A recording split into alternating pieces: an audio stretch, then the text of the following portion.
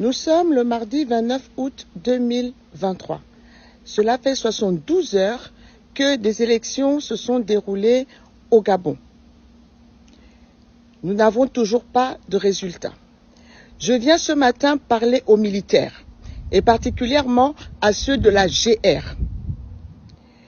Il faut comprendre les événements et à un moment donné prendre les bonnes décisions. Le sens de l'histoire est celui de la libération des peuples. Les peuples sortent toujours vainqueurs des tyrans, quel que soit le temps que ça va prendre. Et cette fois-ci, l'heure de la libération du Gabon a sonné. Le peuple, une fois de plus, a vomi le régime Bongo PDG dans les urnes. Il se prépare à vous envoyer à nouveau dans la rue pour tuer vos frères, pour tuer vos sœurs. Pendant ce temps, ce sont les mêmes qui vont s'enrichir et votre misère va continuer de s'accroître. Et le moment venu, lorsqu'il faudra rendre des comptes, ils vont tous s'enfuir. Ils ont des résidences à l'étranger. Ils ont déjà mis leur famille à l'abri. Mais vous, vous allez rester au quartier avec les parents de ceux et celles que vous aurez tués. Mettez-vous du bon côté de l'histoire. Cela ne doit pas se faire. Les Gabonais ont voté contre le système Bongo PDG et leur victoire doit être reconnue. Arrêtez d'être les instruments de maintien d'un régime qui vous a vili et vous a servi et vous pille tout comme il pille le peuple gabonais. Mettez-vous du bon côté de l'histoire.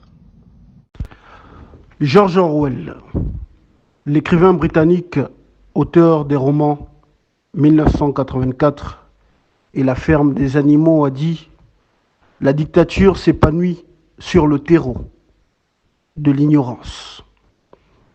Aldous Huxley, un autre écrivain britannique, auteur du livre Le meilleur du monde, disait, je cite, « La dictature parfaite serait une dictature qui aurait les apparences de la démocratie. Une prison sans murs dont les prisonniers ne songeraient même pas à s'évader. Un système d'esclaves où, grâce à la consommation et au divertissement, les esclaves auraient l'amour de leur servitude. » Fin de citation. Mbolo à tout le Gabon, c'est 4 minutes de révolution de Moana Huiché, l'enfant du pays, l'évangéliste de la révolution, la voix des martyrs qui crie vengeance, le haut-parleur du petit peuple gabonais tenu en laisse. La petite voix qui, depuis des années, crie à travers la forêt équatoriale gabonaise, en espérant que le peuple gabonais puisse s'élever pour la libération du Gabon et pour la restauration de sa dignité. Chers compatriotes, je fais cet audio aujourd'hui pour analyser avec vous la récente sortie de Laurence Ndong, la prostituée politique Laurence Ndong. Ce n'est nullement une injure que de dire qu'elle est prostituée politique, car cette femme n'a aucune conscience politique. C'est une femme qui fait du vagabondage politique. Elle a été un soutien pour Omar Bongo, pour Ali Bongo, pour Jean Ping, pour Ondo Ossa et aujourd'hui pour Oligui Nguema. Elle sera sans doute demain un soutien du futur président de notre pays. Donc, c'est ce qu'on appelle en politique de la prostitution politique. Donc, nous allons évoquer la récente sortie de Laurence Ndong sur RFI, mais surtout commenter quelques points du projet constitutionnel, parce que nous avons vu que ce document a fuité sur les réseaux sociaux, parce que jusqu'à présent, les autorités refusent de mettre le document à la disposition des populations, donc le document il a fuité. Donc même s'ils ont fait des sorties pour dire qu'il était fake, c'est véritablement le document que nous avons. Ils voulaient voir la réaction des Gabonais. Ils ont fait la même chose avec les conclusions de leur parodie de dialogue. Ils ont fait fuiter le document et ensuite ils ont fait croire qu'il était fake, alors que c'était réellement le contenu des conclusions de leur parodie de dialogue. Donc, en ce qui concerne Laurence Ndong, récemment, Laurence Ndong a fait une sortie et de cette sortie, tout ce que les Gabonais ont retenu, c'est sa réponse à Billy Binzé. Et c'est justement là où on voulait nous orienter. Parce que ceux qui prennent le Gabon en otage depuis plus de 60 ans dirigent notre pays par la manipulation, par la stratégie de diversion, voilà, par le contrôle des masses. Le contrôle des masses par la propagande, par les stratégies de manipulation. Donc on nous a orientés vers une réponse à Billy Binzé. Et ce que le Gabonais éclairé, que je suis, retient de cette sortie, c'est que Laurence Ndong qui s'est opposé à la mise en place d'une commission vérité, justice et réparation au début de leur messe satanique baptisée Dialogue national inclusif. Laurence donc s'est opposée à la mise en place d'une commission vérité, justice et réparation. Elle n'a apporté aucun soutien aux victimes des massacres post-électoraux de 2009 et de 2016, qui d'ailleurs ont été humiliés par l'archevêque de Libreville, Monseigneur Ibaba. Les victimes de 2016 ont appelé à l'aide, ont sollicité le soutien des hautes personnalités de notre pays. Personne n'a réagi. Même pas Laurence Ndong, qui est passé dans les médias de la France-Afrique en 2016 pour dire qu'il avait eu plus de 300 ou 500 morts. Mais là, pour répondre à Billy Binzé, elle se souvient soudainement qu'au Gabon, il y a eu des massacres en 2016. Là, elle se souvient parce qu'il faut répondre à Billy Binzé. Cette même Laurence Ndong soutient un projet de constitution qui vise à faire du putschiste bongoïste Oligui Nguema un monarque au-dessus des institutions. Elle compare leur projet de constitution à la situation des États-Unis. Mais le monocéphalisme américain respecte le principe des séparations de pouvoir. Or, leur projet constitutionnel viole le principe des séparations des pouvoirs. Donc cette Laurence Ndong qui, hier, dans un passé très récent, dénonçait le totalitarisme, l'autocratie que nous avons tous combattu, que nous continuons, nous, de combattre, pas les activistes aplaventristes. Donc cette Laurence Ndong qui, très récemment, dénonçait les abus de pouvoir, les violations juridico-institutionnelles. Cette même Laurence Ndong aujourd'hui soutient un projet de constitution qui vise à faire d'Oligui Nguema un monarque. Parce que c'est l'objectif de leur constitution. C'est faire du Gabon aujourd'hui une république monarchique. Ils sont en train de construire un monarque. Au lendemain du coup d'État fait contre le peuple gabonais par les pédégistes et les agents des réseaux Focard, ils ont dit qu'ils venaient pour l'instauration des institutions fortes. Ils ont estimé que les problèmes de notre pays étaient institutionnels et qu'il fallait régler les problèmes institutionnels de notre pays. Or, nous constatons aujourd'hui qu'ils veulent faire de notre pays un État monarchique, avec un monarque tout-puissant, omniprésent, omnipotent, alpha et oméga. Quasiment un dieu à la tête de notre pays. C'est ce qu'ils veulent faire. Donc, pour ses intérêts personnels, cette même Laurence Ndong, qui a soutenu Omar Bongo, qui a soutenu Ali Bongo, parce que vous devez savoir que jusqu'en 2016, Laurence Ndong était pédégiste, c'est parce qu'elle a vu qu'elle n'avait pas, parce qu'elle n'a pas reçu de nomination de la part d'Ali Bongo, que par frustration, elle est devenue un soutien de Jean Ping. Quand elle a compris que Jean Ping n'allait pas prendre le pouvoir, elle s'est désolidarisée de Jean Ping. Elle est venue soutenir Ondo Ossa. Et lorsqu'elle a vu le coup d'État le 30 août 2023, elle s'est désolidarisée de M. Ondo Ossa. Quand Terence Nyembu Mutsona et Mike Joktan étaient en train de revendiquer la victoire d'Ondo Ossa, Laurence Ndong, elle chantait les louanges des militaires du bras armé du PDG, donc des militaires du CTRI PDG, dans les médias de la France-Afrique. Donc c'est vous dire combien de fois cette femme est malhonnête. Elle n'a Dieu que pour son ventre. Il y a des vidéos encore qui circulent où en 2011-2012, elle chantait les louanges d'Ali Bongo. Elle faisait partie d'un comité des pédégistes du côté de la France. Elle était à la tête d'une organisation pédégiste du côté de la France. Jusqu'en 2016, Donc même lorsqu'elle parle des 14 ans d'échec d'Ali Bongo, mais elle a sa part à l'intérieur.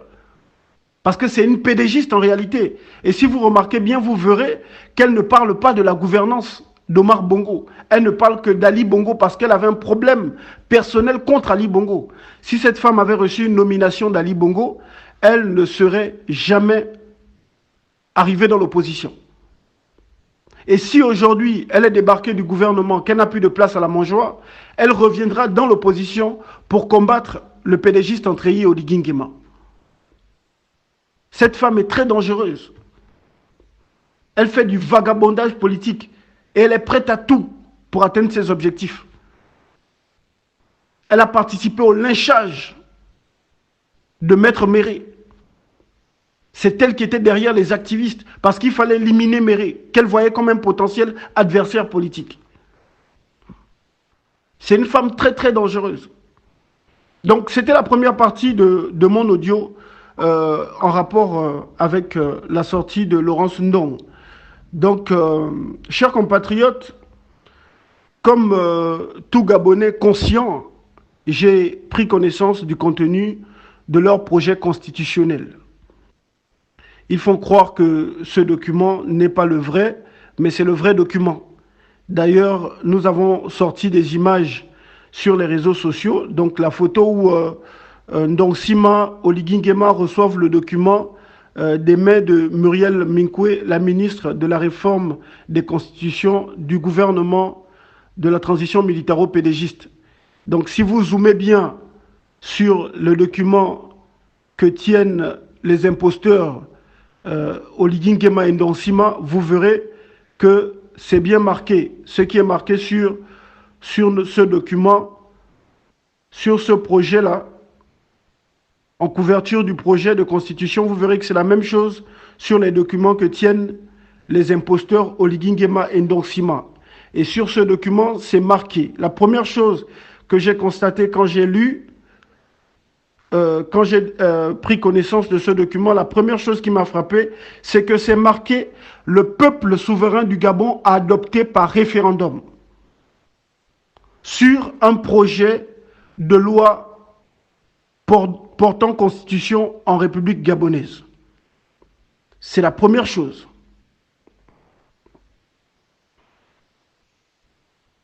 J'ai trouvé ça scandaleux. Ça veut dire que ce référendum, en réalité, ne servira à rien du tout. C'est ça la vérité. Les dés sont déjà pipés.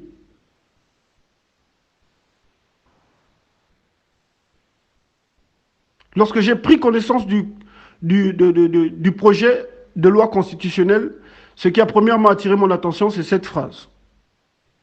Le peuple souverain du Gabon a adopté par référendum,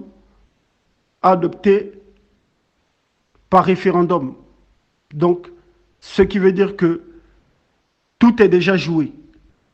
Les 27 milliards qui vont sortir pour l'organisation du référendum dans un pays d'à peine 2 millions d'habitants, c'est pour l'achat des consciences. Ils vont corrompre encore les leaders de la société civile, les leaders de l'opposition contrôlée et fabriquée, les membres du système. C'est pour ça. Et bien évidemment le blanchiment de capitaux, parce que depuis qu'Oligui Nguema est arrivé à la tête de notre pays, il fait dans le blanchiment de capitaux, le détournement de fonds publics. Et moi, la question que je me suis posée, c'est qui a adopté? Qui a adopté quoi? Par référendum.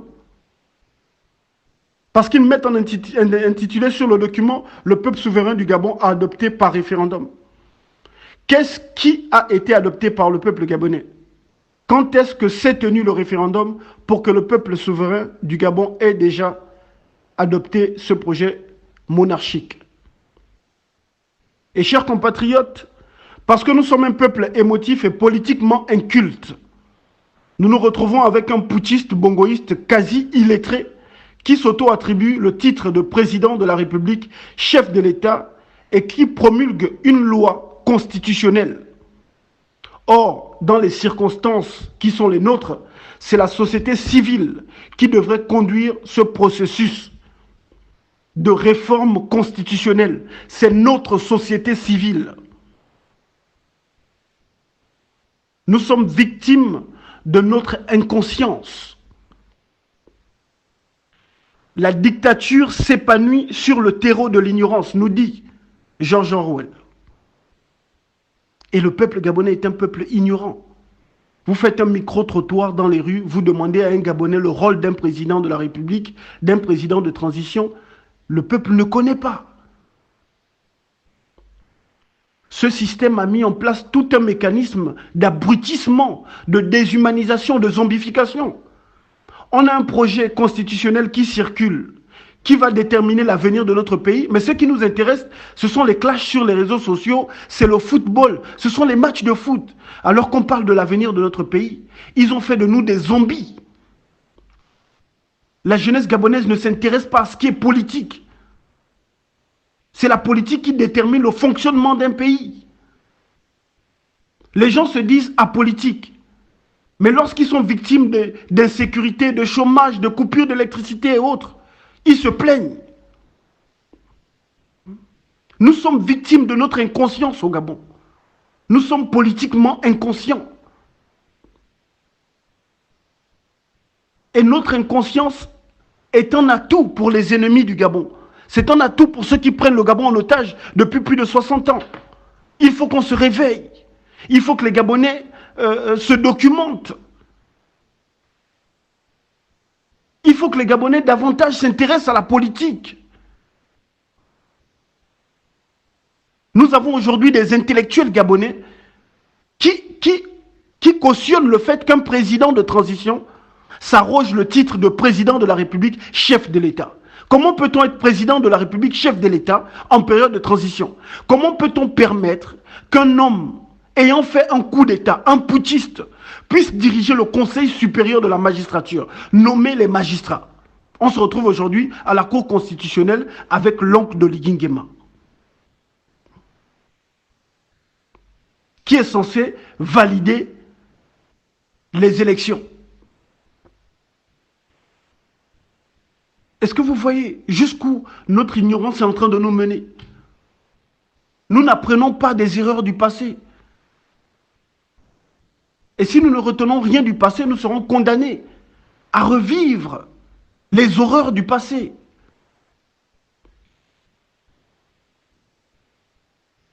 Ce projet constitutionnel est un projet dangereux pour notre pays.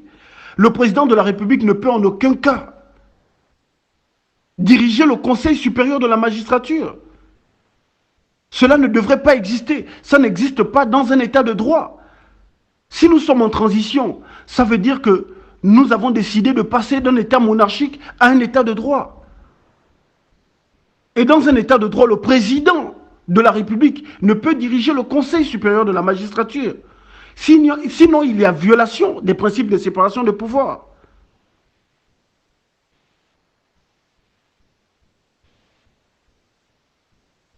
Cette future constitution, ce projet constitutionnel, dispose qu'il détient le pouvoir de nomination des emplois militaires, ce qui constitue une forme d'assujettissement. Il a tous les pouvoirs, Oligui Nguema. Il n'y a aucune avancée. Le Gabon connaît une régression. Il n'y a aucune avancée en matière de décentralisation permettant un développement efficace des collectivités locales. Aucune évolution positive. Nous régressons. Le Sénat, nous n'avons pas besoin d'un parlement bicaméral. Je l'ai déjà dit dans plusieurs sorties. Le Sénat apparaît comme une institution superflue et budgétivore, parce que le Sénat au Gabon coûte plus de 15 milliards aux contribuables chaque année. Nous n'avons pas besoin du Sénat. À quoi sert le Sénat au Gabon? On nous parle de la suppression du poste de Premier ministre et ensuite on nous annonce qu'il y aura maintenant 2 vice-présidents. Le vice-président de la République et le vice-président du gouvernement. Ça veut dire quoi, vice-président du gouvernement? Mais notre pays est en ce moment otage des malades mentaux. Nous avons des fous à la tête du pays. Ça veut dire quoi, vice-président du gouvernement? Ou on supprime une fois pour toutes le poste de Premier ministre, ou on laisse la fonction. Parce que aucune fonction n'a été supprimée. On a juste changé le nom du Premier ministre. Il ne s'appelle plus Premier ministre, il est maintenant vice-président du gouvernement. Donc on a 2 vice-présidents dans le pays. Vice-président de la République, vice-président du gouvernement. Ça veut dire quoi tout ça?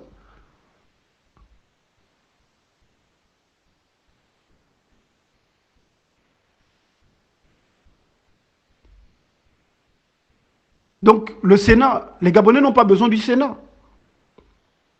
Parce que nous dépensons de l'argent inutilement.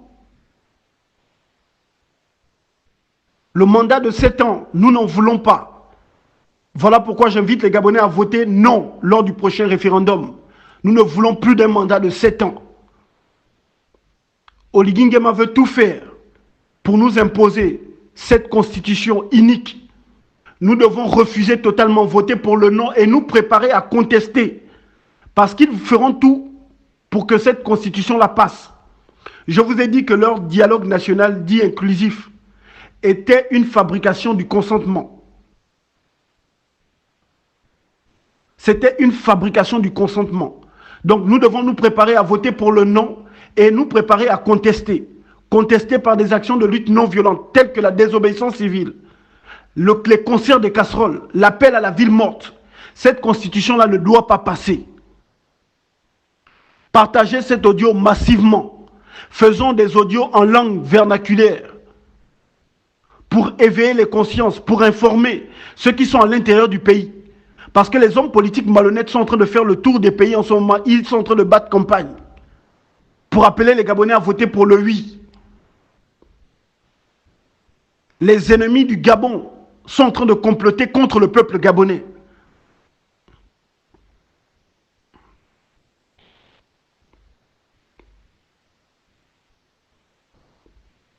Donc, il est indéniable que cette constitution, lui attentivement, représente une menace pour la nation. On nous vante les principes de séparation des 3 pouvoirs, mais en réalité, il n'en est rien. Oui, chers compatriotes. Le préambule de ce projet de constitution est aux antipodes du contenu. On y évoque le respect du principe de séparation des pouvoirs, mais lorsqu'on prend connaissance du contenu, on constate que le président a tous les pouvoirs. Il est omniprésent, omnipotent. En somme, ce projet constitutionnel vise à faire du Gabon un État monarchique. Pour ceux qui ne le savent pas, la monarchie absolue ou absolutisme est un régime politique sous lequel un dirigeant absolutiste concentre tous les pouvoirs législatifs, exécutifs et judiciaires. Le souverain gouverne ainsi sans aucun contrôle. Des contre-pouvoirs peuvent exister, mais le souverain a le droit de les contourner. Donc, pour ceux qui l'ignorent, la monarchie absolue, ce que les ennemis du Gabon veulent imposer aux Gabonais, est un régime politique sous lequel un dirigeant absolutiste concentre tous les pouvoirs. Le pouvoir législatif, exécutif et judiciaire. Le souverain gouverne ainsi sans aucun contrôle. Des contre-pouvoirs peuvent exister, mais le souverain a le droit de les contourner. Et c'est ça. C'est ce que les ennemis du Gabon veulent nous imposer. L'absolutiste Oligui Mobutu Bokassa Macias Nguema veut devenir un souverain tout-puissant au-dessus de nos lois et nos institutions. Le dialogue dit national et inclusif a servi pour la fabrication du consentement. Dans ce préambule, les autocrates bongoïstes qui ont rédigé ce chiffon attribuent la paternité du contenu de ce projet constitutionnel unique aux Gabonais.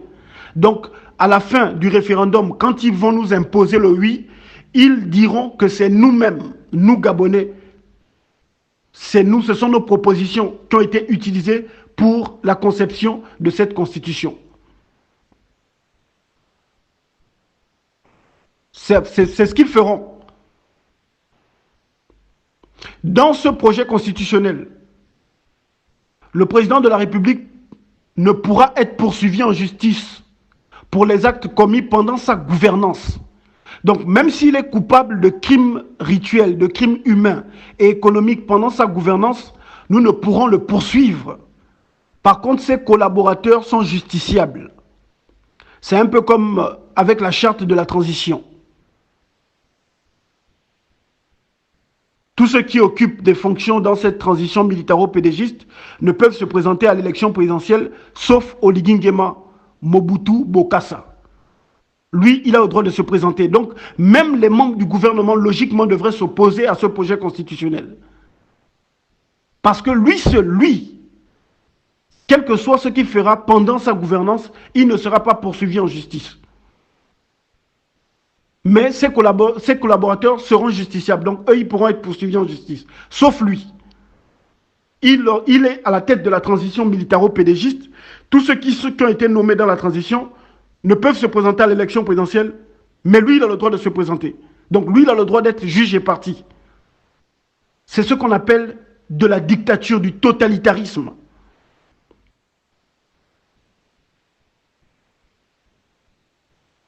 Donc, où sont les principes de droit de veto permettant au Parlement de contrôler le président de la République et son gouvernement lorsque ceux-ci excèdent les limites de leurs prérogatives? Dans cette Constitution, le président de la République aura le droit de dissoudre le Parlement. Il a tous les pouvoirs. Il est partout. À quel moment cette Constitution permettait au Parlement d'exercer librement son rôle de contre-pouvoir? Oligui Nguema est à la tête du pouvoir exécutif, du pouvoir législatif, du pouvoir judiciaire, du pouvoir nominatif au sein des corps armés de notre pays. Donc notre Parlement, notre futur Parlement, ne pourra pas être un contre-pouvoir. N'est-ce pas plutôt l'exécutif qui, en dernière instance, conserve toujours la même mise?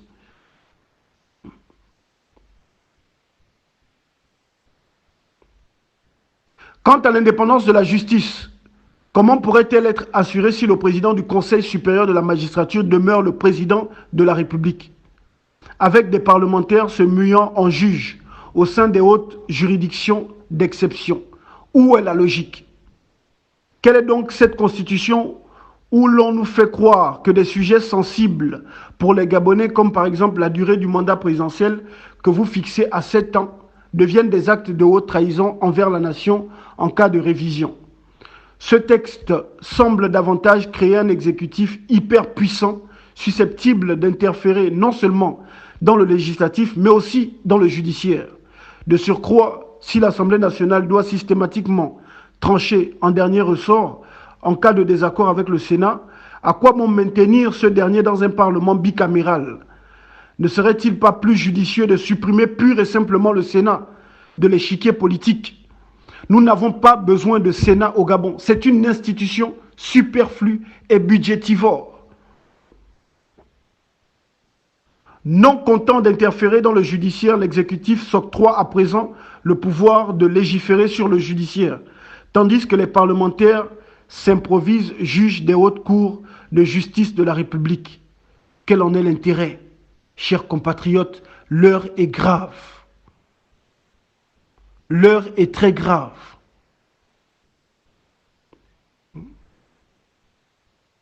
Le titre de vice-premier ministre et celui de premier ministre semblent redondants. Il aurait été plus simple de maintenir le poste de Premier ministre sans introduire une fonction de vice. Cette distinction semble superflue et confond l'intelligence des citoyens. Vice-Premier ministre, vice-président du gouvernement, vice-président de la République. Même les postes de vice-président de la République, nous n'avons pas besoin de ça au Gabon. Le poste de vice-président de la République, c'est un poste superflu et aussi budgétivore, qui coûte de l'argent aux contribuables.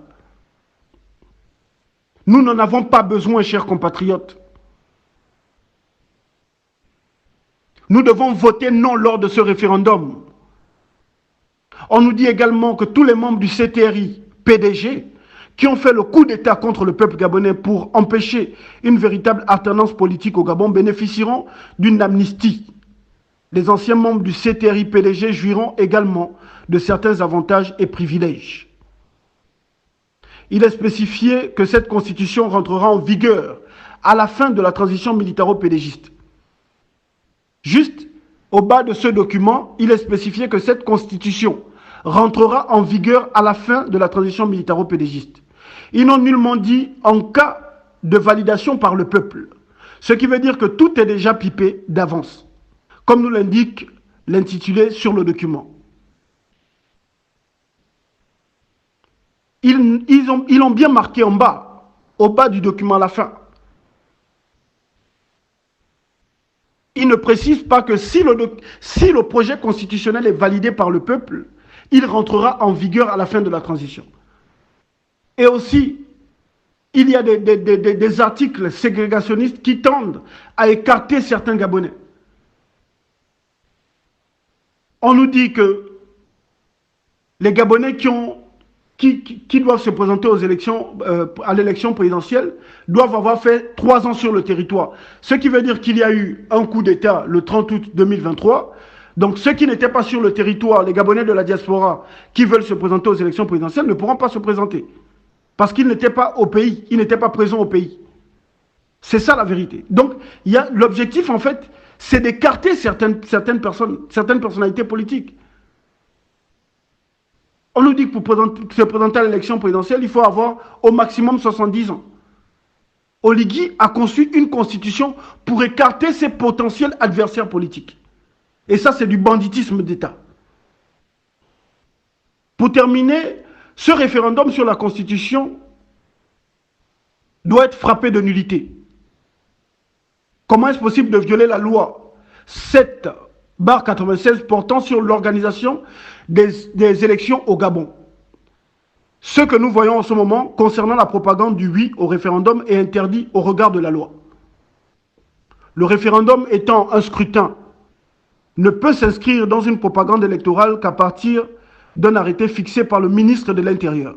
Nous avons vu la sortie du ministre Herman Imongo qui essaie de justifier cette campagne qui se fait avec les moyens de l'État. Monsieur Herman Imongo a fait une sortie, je cite, « Toute initiative actuellement observée tendant à promouvoir ou non le référendum ne devrait pas être considérée comme de la propagande électorale conformément à la loi 7/96 du 12 mars 1996, mais plutôt comme des actions de pré-campagne à l'élection référendaire à venir. Et ce, dans un contexte de vif attachement des populations gabonaises à la défense et à la promotion de leur liberté, notamment la liberté d'expression et le droit à l'information. » Fin de citation. C'est ce que nous dit M. Herman Imongo. Mais je suis au regret de vous dire qu'il y a une violation flagrante de la loi 7/96 du 12 mars 1996. Le référendum étant un scrutin ne peut s'inscrire dans une propagande électorale qu'à partir d'un arrêté fixé par le ministre de l'Intérieur. Y a-t-il un communiqué officiel du ministre de l'Intérieur annonçant le début et la fin de la campagne du référendum sur la Constitution? Non. Dans ce référendum, l'objet concerne la future constitution du Gabon et les candidats sont le oui ou le non. Dans une phase de campagne, les médias et les collectivités territoriales devraient laisser les acteurs des différents candidats du référendum défendre leurs positions respectives. Comment est-ce possible d'avantager un candidat au détriment d'un autre? Le candidat qui figure sur toutes les affiches publicitaires est le oui. La loi portant organisation des élections au Gabon ne fait pas une discrimination entre les candidats ou du favoritisme. Ces pratiques observées sont contraires à la loi. C'est du totalitarisme. Nous sommes gouvernés actuellement par des sans-foi ni loi. Constatant une violation flagrante de la loi numéro 07/96 du 12 mars 1996, susvisée, organisant les élections en République gabonaise, la notion de pré-campagne n'est pas reconnue par la dite loi et sa seule utilisation tend à dénaturer la norme. L'organisation du référendum à venir sur la constitution du Gabon est frappée de nullité. Cette nullité serait toujours caractérisée si le ministre de l'Intérieur fixait un arrêté du début de la campagne et même d'une future délibération du référendum. Le favoritisme du candidat, oui, doit mener les autorités de la transition à une rétroactivité. Le retour à la situation initiale pour organiser le référendum dans les règles serait un impératif. Par ces motifs, le référendum annoncé sur la constitution du Gabon est nul. Le vice de procédure est constaté en l'état. Chers compatriotes,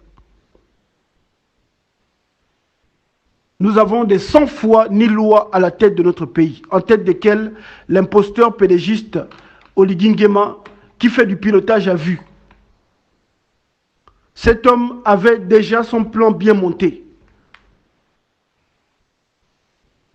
Leur constitution a été rédigée depuis. Ils ont décidé de faire de la fabrication du consentement, en faisant croire que la constitution sera rédigée sur la base des propositions des Gabonais. Et là, ils veulent nous imposer cette constitution à tout prix. Cette constitution rédigée par des constitutionnalistes des réseaux focards dans les bureaux de l'Élysée. On nous dit que le document qui circule du projet constitutionnel est un faux document. Alors moi, je vais bien savoir comment est-ce possible que Christophe Boisbouvier, journaliste de RFI qui a interviewé Laurence Ndong, puisse avoir connaissance du contenu de notre Constitution. Parce que j'ai comme l'impression que ces gens-là pensent que les Gabonais sont des idiots. Comment Christophe Boisbouvier, journaliste de RFI, a fait pour avoir connaissance du contenu de la Constitution avant les Gabonais? Si ce document qui circule est un faux, où est-ce que Boisbouvier a obtenu le contenu de notre future Constitution? Oligui Nguema et tous les imposteurs pédégistes devenus cétéristes, si vous avez réussi à abrutir une grande partie du peuple, sachez qu'il y a encore des Gabonais dotés de tout leur sens, qui savent réfléchir. Chers compatriotes, nous devons par tous les moyens nous opposer à ce projet de constitution inique qui fait de nous des esclaves et qui fait d'Oligui Nguema un monarque tout-puissant au-dessus de nos lois, de notre pays. Le combat continue, le Gabon libre, la mort nous vaincrons. Je vous prie de partager cet audio massivement. Et je nous rappelle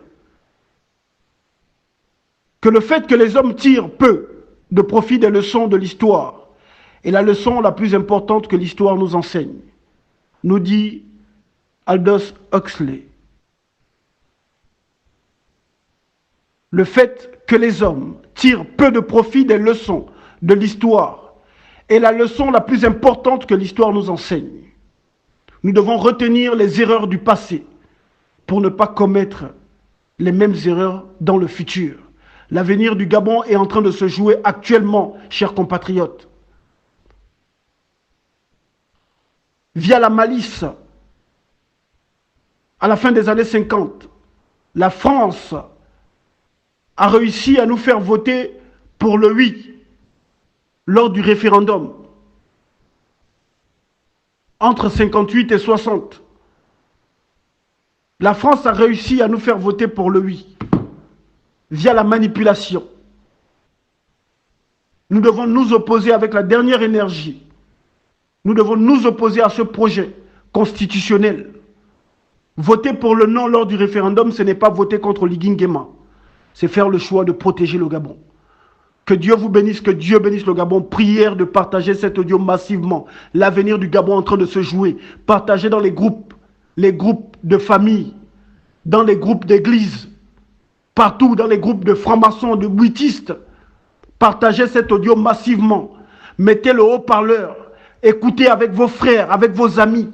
Expliquons à nos proches, semi-lettrés, à nos frères analphabètes, à ceux qui ne comprennent pas le français. Expliquons-leur l'importance de la Constitution. Expliquons-leur que nous devons protéger la Constitution. Quelle est la reine de toutes les lois? C'est elle qui régit le fonctionnement d'un État. Expliquons-leur l'importance de voter pour le non, chers compatriotes. L'avenir du Gabon est en train de se jouer. Ne disons pas demain que nous n'étions pas au courant, que personne ne nous a dit. L'avenir de notre pays est en train de se jouer à l'heure actuelle. S'ils réussissent à nous imposer cette constitution, nous sommes morts. Parce que la loi, ce sera maintenant Oligui Nguema. Il sera la loi, il sera le tout-puissant. Il sera au-dessus de tout.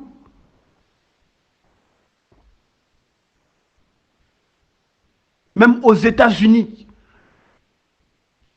il y a le respect du principe de la séparation des pouvoirs. Le président de la République est à la tête de l'exécutif, mais il y a quelqu'un d'autre qui dirige le législatif et le judiciaire. Nous ne pouvons pas accepter qu'Oligui soit un président roi, un président tout-puissant. Nous devons refuser l'hyper-présidentialisation qu'on veut nous imposer, la monarchisation de notre pays qu'on veut nous imposer. Que Dieu vous bénisse, que Dieu bénisse le Gabon, le combat continue. C'est un Mwana Winchi, l'enfant du pays, soldat infatigable, instrument de Dieu pour la libération du Gabon.